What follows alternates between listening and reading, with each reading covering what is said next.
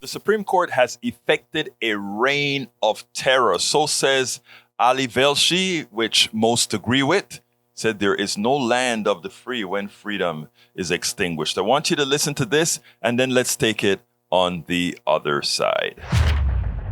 It's obvious that the Supreme Court made history when 5 conservative justices decided to overturn Roe versus Wade, stripping millions of Americans of a constitutional freedom. But it's actually the first time the Supreme Court has ever taken away a right rather than expanding one. And for those of us who associate positive rights with democracy, the erosion of rights has been underway for years, even without the help of the highest court in the land. From 50,000 feet, it may seem as if rights, especially when you're thinking about gay marriage, have been expanding, but look more closely and you'll realize that personal rights are being steadily chipped away. Voting rights, LGBTQ rights, rights around education, healthcare, elections, you name it. What the Supreme Court of these United States has done has simply been to extend America's recent streak of erasing rights that are inherent to democracy. Overturning Roe v. Wade and leaving abortion laws up to the states makes America an outlier among developed countries. Take a look at this map. These are countries where a person can get an abortion, quote, on request. Now, there are varying limits on how far along the pregnancy is, but for the most part, if you want an abortion in any of these places in green, you can get it. And then there are countries you might be more surprised to find in this group, including Cuba, Argentina, Turkey, Russia,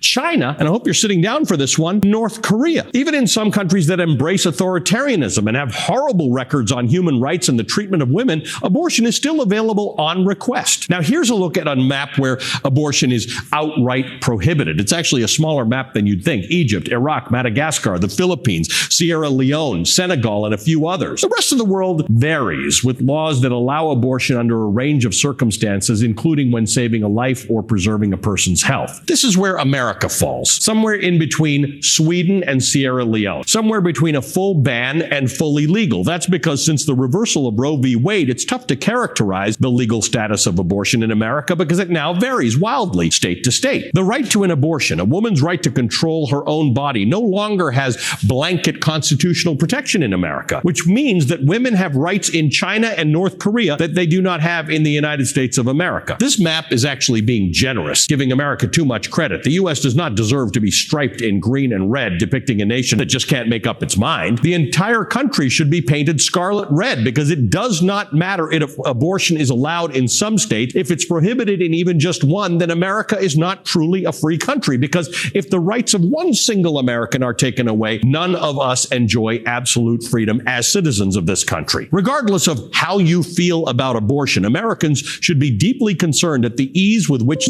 5 Supreme Court justices ripped a constitutional right out from under the American people. This Supreme Court session's reign of terror came to an end this week after a string of decisions that will leave this country battered and bruised for years to come. But this far-right supermajority will be back next session, and the session after that, and the session after that. As long as this lopsided court rules unchecked by the other branches of government, it will continue to tear down rights and privileges rather than build them up, and it will do so with impunity. The sting of the end of Roe v. Wade should be enough to make you fight for democracy, but in case it wasn't, Clarence Thomas's threat to reconsider the right to birth control, same-sex relationships, and marriages should seal the deal. There is no land of the free when freedoms are extinguished.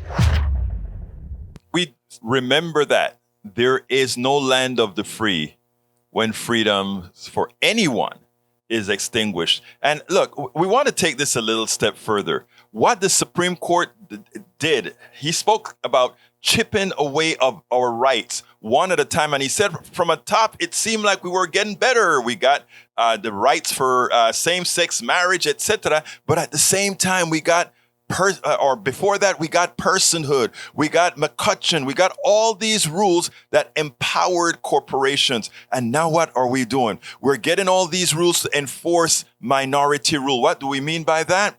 Well, the people who control the Supreme Court, they realize that the policies that they stood for, most Americans didn't want. In fact, most Americans, when polled, when not asked about ideology, when polled, they want things that most people need. They want family leave. They want universal health care, meaning Medicare for all, etc. They want to be able to have a basic income for those people who fall through the cracks, for those corporations who pay such a low wage that these people live below the poverty line. In effect, what we're doing is subsidizing corporations when these people have to get services from elsewhere, right?